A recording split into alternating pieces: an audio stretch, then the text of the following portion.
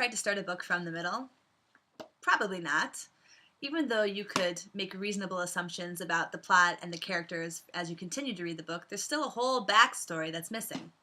So that's kind of like real life. We're always coming in the middle of the story. Even with people who we are reasonably close to, like a neighbor, we still don't know all of the details about all of the different situations. So the Torah acknowledges this and gives us the mitzvah of judging our fellow Jews favorably. In the Ethics of the Fathers, Hillel tells us, do not judge your fellow until you stand in his place. And the reality is, we never really stand in someone else's place. There's an excellent book on this subject called The Other Side of the Story by Yehuda Samet. This would be a great one to learn with your partner in Torah.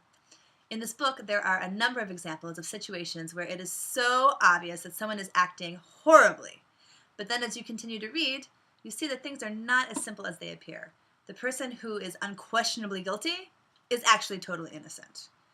For example, the Orthodox man who walks into a McDonald's. He just needed the bathroom. Or the man who did not invite his own sister to their family reunion, so the invitation got lost in the mail.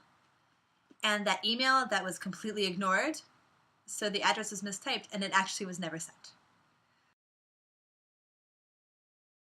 So does this judging favorably mean that we should naively ignore routinely bad behavior? No, of course not. Judaism does not encourage us to be doormats, and it doesn't want us to put ourselves in harm's way.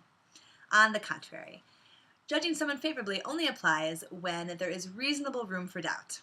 For instance, if someone publicly and repeatedly engages in unethical business practices, then you're under no obligation to find a creative reason for their bad business behavior. But if it's just an average Joe who, like most of us, does some good things and some less than good things, so then it's praiseworthy to give them the benefit of the doubt. Now, this is not always so easy. I like to think of it as mental exercise or holy Sudoku. It's also a great way to distract yourself from feeling aggravated. Judging someone favorably, when you learn how to do it, it increases your compassion and it decreases your anger, and in general it fosters personal growth, which is great. So the next time someone is being inconsiderate or negligent or just downright rude, try to stretch yourself and see if you can find a creative reason for their actions.